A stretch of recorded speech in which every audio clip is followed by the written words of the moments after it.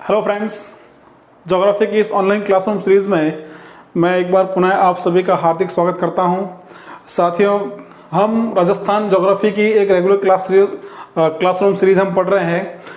पिछली क्लासों के अंतर्गत हमने राजस्थान की सिंचाई परियोजनाओं की शुरुआत की थी और हमने राजस्थान की कुछ महत्वपूर्ण सिंचाई परियोजनाओं जैसे गंगा नहर परियोजना, उसके अलावा इंदिरा गांधी नहर परियोजना, तो इन सब की हमने चर्चा विस्तार से की थी। कुछ मित्र जो नए जुड़े होंगे इस चैनल पर, तो उन क्लासों को देखने के लिए आप डिस्क्रिप्शन बॉक्स में जो लिंक दिए गए हैं वहां से आप पुरानी क्लासेस देख सकते हैं।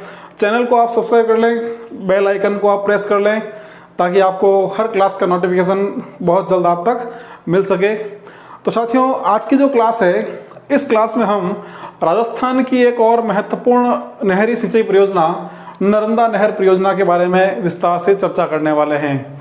तो शुरू करते हैं हम। आज का जो अपना टॉपिक है जो रहेगा नर्मदा नहर परियोजना। नर्मदा नहर परियोजना, तो सबसे पहले हम बात करते हैं कि यह जो परियोजना है, इस परियोजना की शुरुआत कैसे होती है और कौन से बांध से इस नहर को निकाला गया है। तो इससे पहले हम बात करेंगे, 4 राज्यों की एक संयुक्त परियोजना है। 4 राज्य कौन कौन से हैं? राजस्थान, गुजरात, महाराष्ट्र और मध्य प्रदेश। तो ये 4 राज्य है और इन 4 राज्यों की संयुक्त परियोजना के अंतर्गत गुजरात राज्य में जिला वडोदरा और वडोदरा का एक गांव है नया गांव।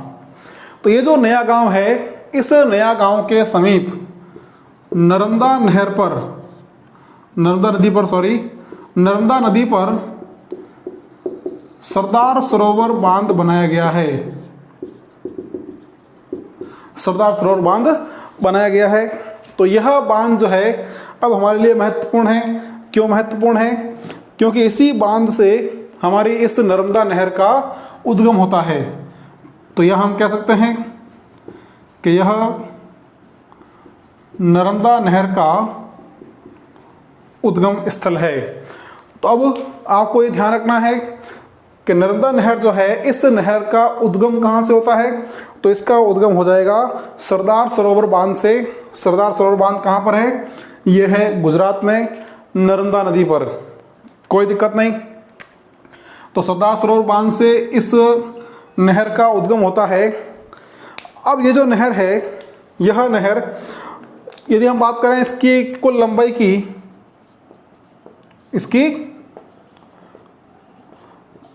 की, तो इस नहर की जो कुल लंबाई है, यह लंबाई रहती है 532 किलोमीटर। 532 किलोमीटर। और इस 532 किलोमीटर में से इसका जो कुछ भाग है, यह भाग रहता है गुजरात में और कुछ भाग रहता है राजस्थान में। तो गुजरात में यदि हम इसकी लंबाई की बात करें तो यह लंबाई रहती है 458 किलोमीटर। 458 किलोमीटर। और राजस्थान की हम बात करेंगे तो राजस्थान में इसकी जो लंबाई है ये रहती है 74 किलोमीटर। तो कुल लंबाई 532 किलोमीटर और राजस्थान में 74 किलोमीटर और गुजरात में 458 किलोमीटर। अब ये हो गई नहर की लंबाई।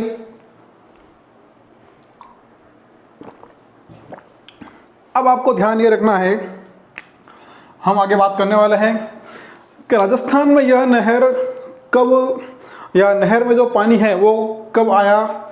हालांकि इसके जो निर्माण के चरण है उसके बारे में इतना विस्तार से नहीं पूछा जाता, तो हम उसकी चर्चा यहाँ पर नहीं करेंगे। हम यहाँ बात करेंगे कि जो नहर है, इस नहरी सिंचाई परियोजना के निर्माण के बाद राजस्थान में सबसे पहले पानी कब प्रवाहित इस नहर के अंतर्गत किया गया था। तो जैसा कि हम बात करें,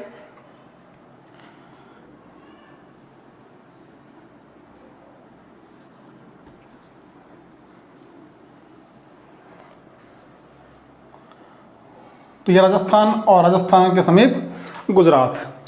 तो अब गुजरात में जो नर्मदा नदी है, इस नर्मदा नदी पर सरदार सरोवर बांध और सरदार सरोवर बांध से यह नहर निकाली गई है जो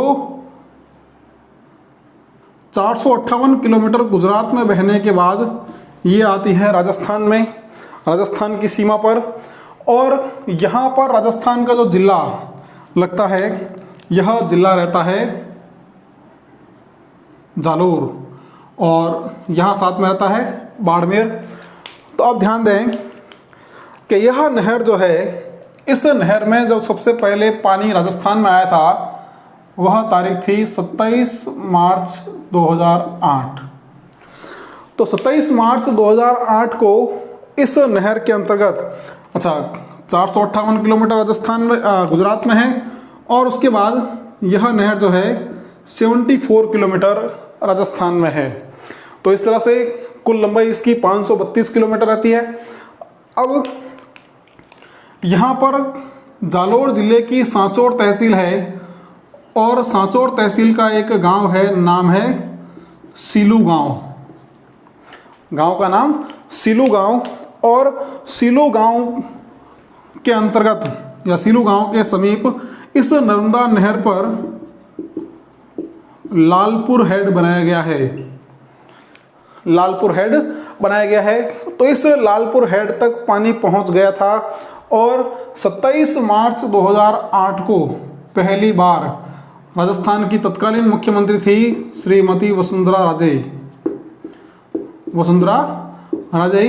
तो वसुंधरा राजे ने सबसे पहले इस नहरी सिंचाई परियोजना में राजस्थान में पानी को प्रवाहित किया था। तारीख याद रखना, 27 मार्च 2008 को इस नहर का पानी पहली बार राजस्थान में आया था। कोई दिक्कत नहीं। और स्थान कौन सा था? स्थान था, जिले की हम बात करें तो जिला हो जाएगा जालोर। जालोर की सांचौर तहसील, सांचौर तहसील का सीलू गांव और सीलू गांव के निकट नर्मदा नहर पर है लालपुर हेड। तो इस लालपुर हेड से पहली बार नर्मदा नहर का पानी जो है वो राजस्थान में प्रवेश करता है 27 मार्च 2008 को। अब ये जो नहरी सिंचाई परियोजना है, इस नहरी सिंचाई परियोजना से कौन कौन से जिले राजस्थान में लाभान्वित हो रहे हैं तो उसकी हम बात करें तो इस नहरी सिंचाई परियोजना से राजस्थान के 2 जिले लाभान्वित हो रहे हैं। अब यहाँ हम लिख देते हैं लाभान्वित जिले। तो पहला जो जिला है यह रहता है जालोर जिला।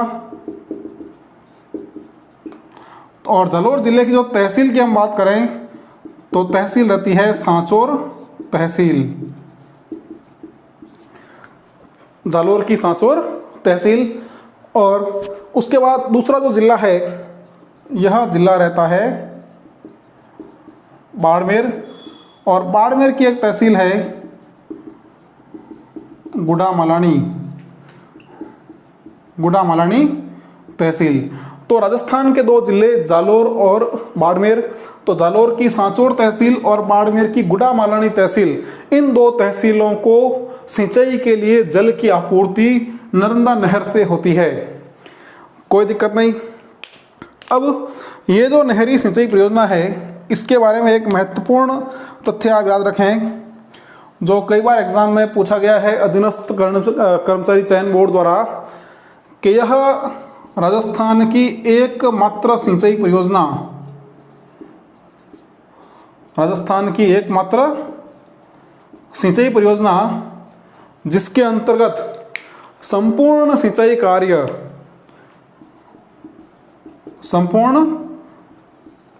कार्य फव्वारा पद्धति से किया जा रहा है। बहुत इंपॉर्टेंट बात है ये। फव्वारा पद्धति से इस परियोजना के अंतर्गत सिंचाई कार्य किया जा रहा है। तो राजस्थान की एकमात्र सिंचाई परियोजना है जिसमें संपूर्ण सिंचाई फव्वारा पद्धति से की जा रही है। और यह जो फव्वारा पद्धति है यह कहाँ की है? इजराइल की है, इसलिए हम इसको इजरायली पद्धति भी कहते हैं। तो यहाँ तक हमने बात की कि जो नर्मदा नहर है, इस नर्मदा नहर का उद्गम कहाँ से होता है। तो नर्मदा नहर का उद्गम सरदार सरोवर बांध से होता है, जो गुजरात में नर्मदा नदी पर बना हुआ है। फिर हमने नर्मदा नहर की कुल लंबाई की बात की, राजस्थान में कितना भाग है उसका, गुजरात में उसका कितना भाग है। फिर हमने बात की कि इस नहरी सिंचाई परियोजना में राजस्थान में पानी पहली बार कब प्रवाहित हुआ था। तो वह पानी कब प्रवाहित हुआ था, 27 मार्च 2008 को।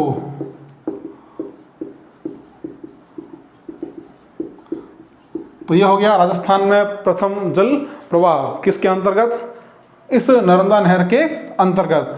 तो श्रीमती वसुंधरा राजे जी ने इस नहरी सिंचाई परियोजना में पहली बार जल को 27 मार्च 2008 को प्रवाहित किया था। और कहां से किया था, वो किया था लालपुर हेड, जो नर्मदा नदी पर बना हुआ है, नर्मदा नहर पर बना हुआ है। कहाँ बना है, तो ये जालोर की सांचौर तहसील के सीलू गांव के निकट बना हुआ है। और इस परियोजना से जो लाभान्वित जिले हैं, तो 2 जिलों को इससे लाभ प्राप्त होता है। एक जालोर, जिसकी सांचौर तहसील को लाभ प्राप्त होता है, और दूसरी बाड़मेर, जिसकी गुडा मलानी तहसील को लाभ प्राप्त होता है। और वेरी वेरी इंपॉर्टेंट पॉइंट कि यह राजस्थान की एकमात्र सिंचाई परियोजना है जिसमें संपूर्ण सिंचाई फुव्वारा पद्धति या इजरायली पद्धति से किया जाता है। तो आप चाहें तो एक बार इसका स्क्रीनशॉट सेव कर लें।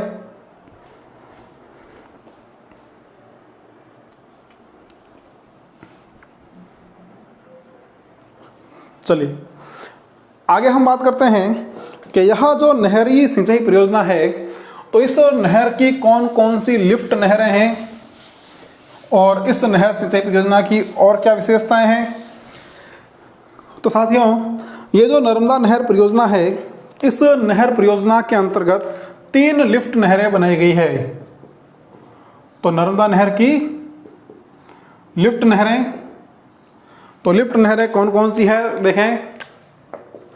पहली लिफ्ट नहर है सांचौर लिफ्ट नहर।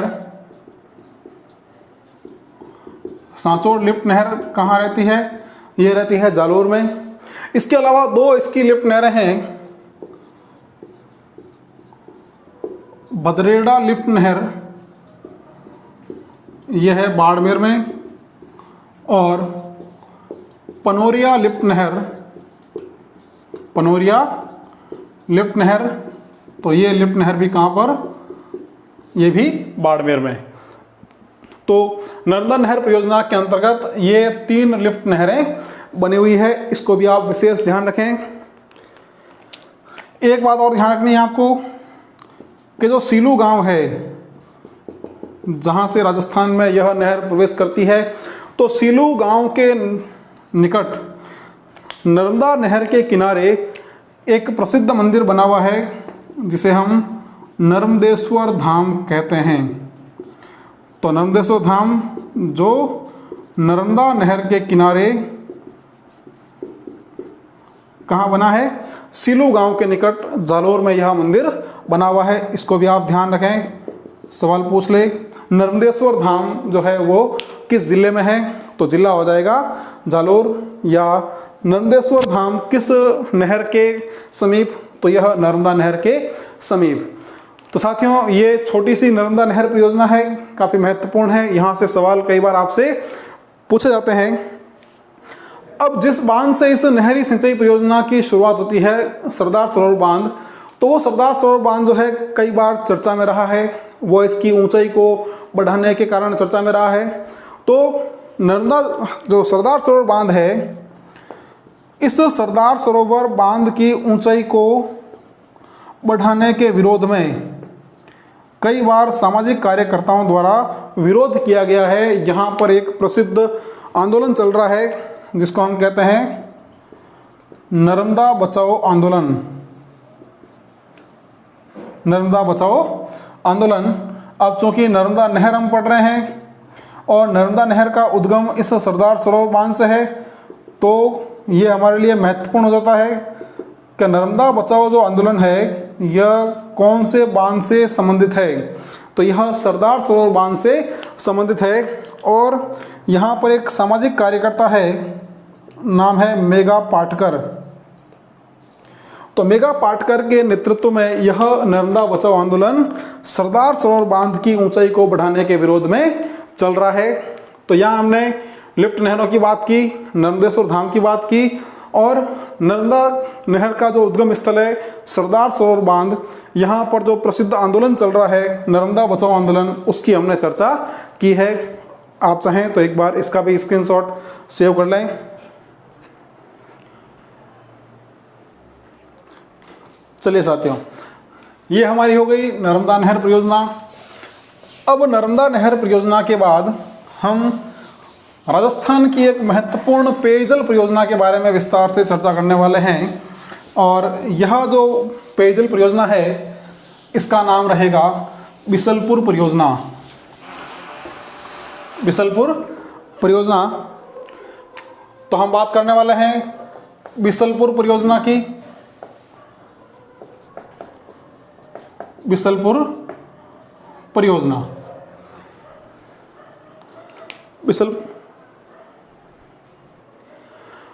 साथियों, बिसलपुर जो परियोजना है यह राजस्थान की सबसे बड़ी पेयजल परियोजना है। अब आपको पहला पॉइंट यहां पर ध्यान रखना है। सीधा सवाल आपसे बनेगा कि राजस्थान की सबसे बड़ी पेयजल परियोजना कौन सी है? तो राजस्थान की सबसे बड़ी पेयजल परियोजना यह हो जाएगी बिसलपुर परियोजना। अब यह परियोजना कहां पर निर्मित है तो उसको आप समझें। टोंक जिले की एक तहसील है, तहसील का नाम है टोडा रायसिंह, और इस टोडा रायसिंह तहसील का गांव है, गांव का नाम हो जाएगा बिसलपुर गांव। बिसलपुर गांव। और इस बिसलपुर गांव के निकट यहां पर प्रवाहित होती है बनास नदी, और इस बनास नदी पर बना हुआ है बिसलपुर बांध।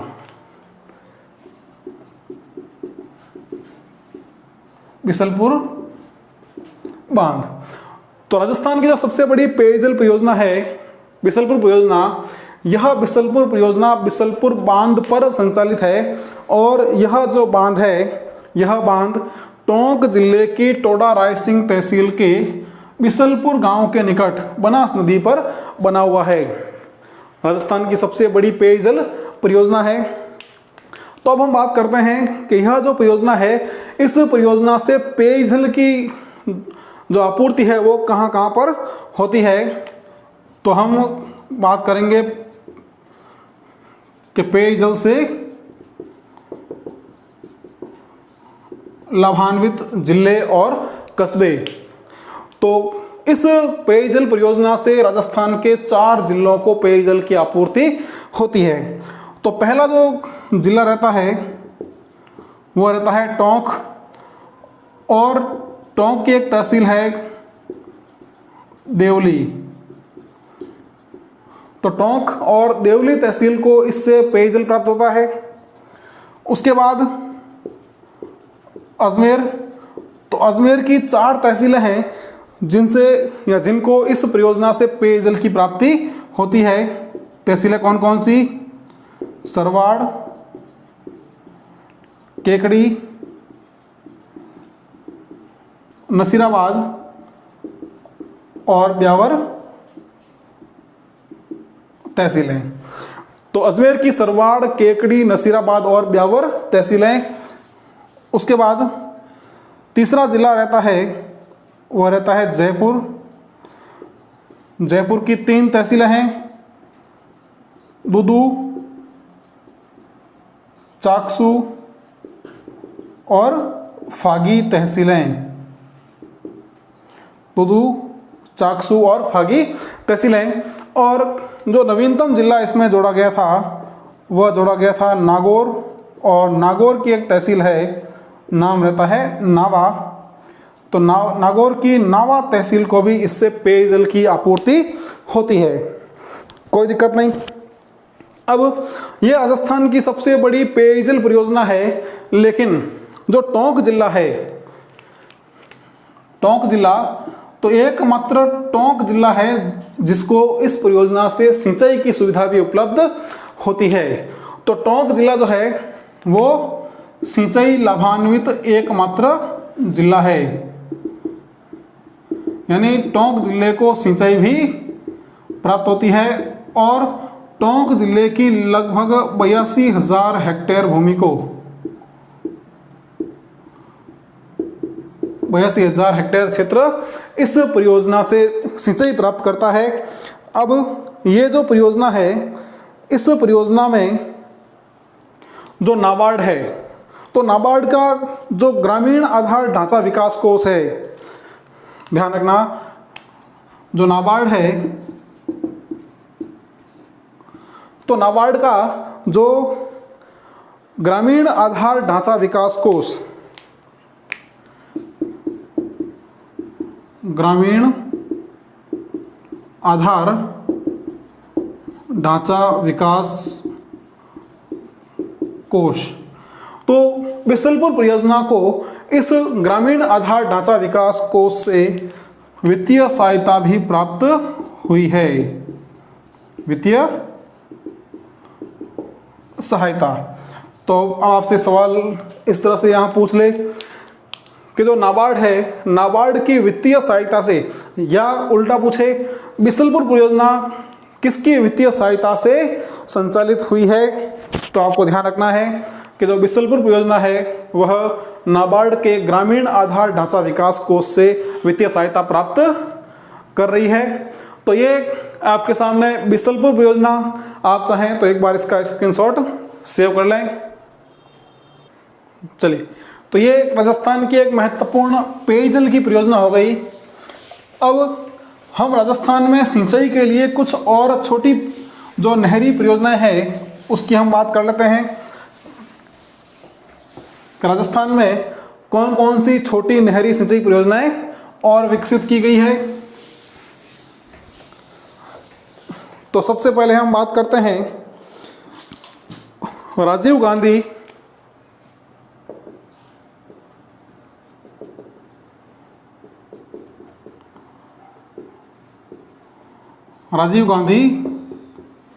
सिद्धमुख नोहर परियोजना।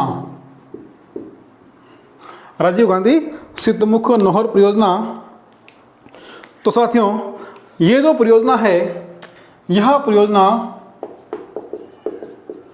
यूरोपीय आर्थिक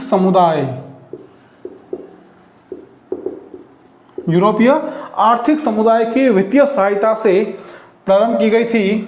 और यह जो नहरी सिंचाई परियोजना है, इस नहरी सिंचाई परियोजना से जो हनुमानगढ़ जिला है, हनुमानगढ़ जिला, तो हनुमानगढ़ जिले की भादरा और नोहर तहसीलें जो सिंचाई से लाभान्वित, इस परियोजना से जो सिंचाई से लाभान्वित जो तहसीलें हैं, तो हनुमानगढ़ की भादरा और नोहर तहसीलें, और चूरू जिले की राजगढ़ तहसील। तो सीधा सवाल पूछा जाएगा कि राजीव गांधी सिद्धमुख नोहर जो परियोजना है उससे कौन कौन से जिलों को लाभ प्राप्त होता है, तो दो जिले आपके सामने रहते हैं, हनुमानगढ़ और चूरू। हनुमानगढ़ की भादरा और नोहर तहसीलें, और साथ ही साथ जो चूरू है उस चूरू की राजगढ़ तहसील। इसको भी आप एक बार सेव कर लें।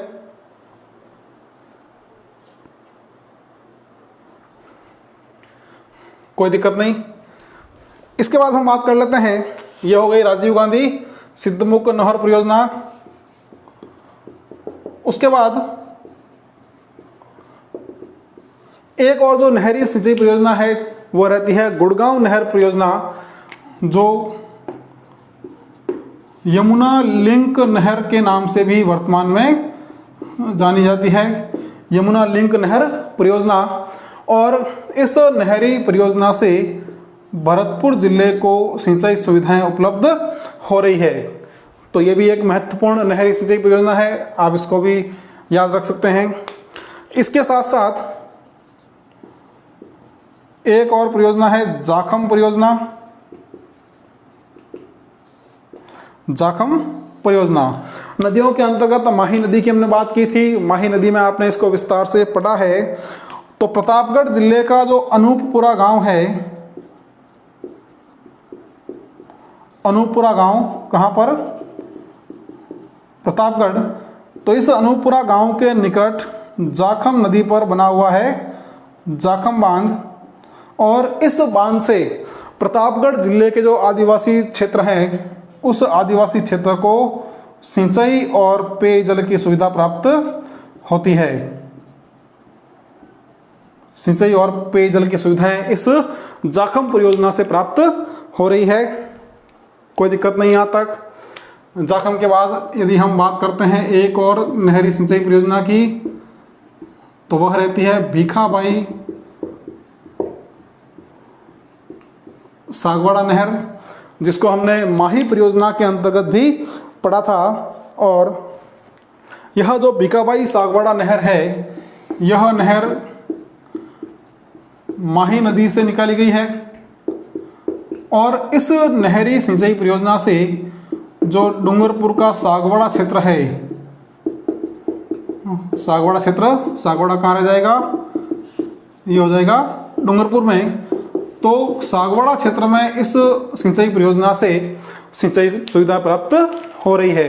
तो ये कुछ और महत्वपूर्ण नहरें हमने बात की। राजीव गांधी सिद्धमुख नहर परियोजना, जो यूरोपियन आर्थिक समुदाय द्वारा इसकी आर्थिक सहायता से इसका निर्माण कार्य करवाया गया था।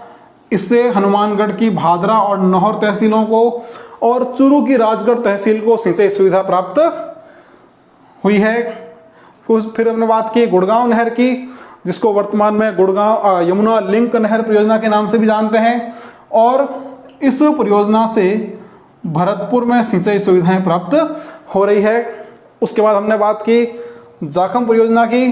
तो जाखम परियोजना जो है यह प्रतापगढ़ के अनूपपुरा गांव के निकट जाखम बांध पर निर्मित है, जिससे प्रतापगढ़ के आदिवासी क्षेत्र में सिंचाई और पेयजल की सुविधाएं प्राप्त हो रही है। और माही नदी से जो भीखाबाई सागवाड़ा नहर निकाली गई है, उससे डूंगरपुर के सागवाड़ा क्षेत्र में सिंचाई की सुविधाएं उपलब्ध हो रही है। अब ये हमने बात की, आज की क्लास में हमने बात की राजस्थान की दो महत्वपूर्ण परियोजनाओं के बारे में, जिसमें हमने पहले राजस्थान की एक सिंचाई परियोजना नर्मदा नहर परियोजना की बात की। उसके बाद हमने राजस्थान की सबसे बड़ी पेयजल परियोजना बिसलपुर परियोजना की बात की, और अंत में हमने बात की है राजस्थान की कुछ छोटी नहरी सिंचाई परियोजनाओं की। तो साथियों, यहाँ आज की हमारी क्लास समाप्त होती है। जो साथी नए जुड़े हैं, लगातार हमारे पुराने वीडियोस को भी आप देखते रहें। हमने राजस्थान ज्योग्राफी की पूरी सीरीज चला रखी है, जिसमें हमने राजस्थान के सामान्य परिचय से शुरुआत की थी, और अब तक हम कुल 3 टॉपिक पढ़ चुके हैं। चौथा चैप्टर हमारा चल रहा है। सामान्य परिचय हमने पढ़ा था, भौतिक प्रदेश हमने पढ़ा था, उसके बाद अपवा तंत्र की हमने बात की थी, और अभी हम बात कर रहे हैं राजस्थान की बहुउद्देशीय सिंचाई और पेयजल परियोजनाओं की।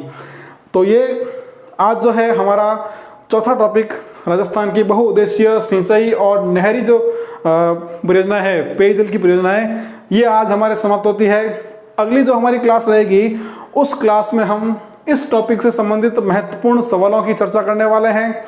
तो आप उन सवालों को पढ़ने से पहले, या वो जो हमारा स्पेशल क्लास रहने वाली है उससे पहले, मैं चाहता हूं कि आप इन परियोजनाओं को अच्छे से पढ़ लें, क्योंकि हम वहां जब सवाल करेंगे तो मैं चाहता हूं आप अधिक से अधिक उनका आंसर करने में सक्षम हो। इसके लिए आप जितनी पुरानी क्लासेस हमारी हुई है इस टॉपिक से संबंधित, आप उनको अच्छे से पढ़ लें, रिवीजन कर लें। तो अगली क्लास के साथ बहुत जल्द हम फिर मिलने वाले हैं। तब तक आप पढ़ते रहें, रिवीजन करते रहें। वीडियो को अधिक से अधिक मित्रों तक शेयर करना बिल्कुल नहीं भूलें, और चैनल सब्सक्राइब आपको करना ही है। बहुत बहुत धन्यवाद। Thank you.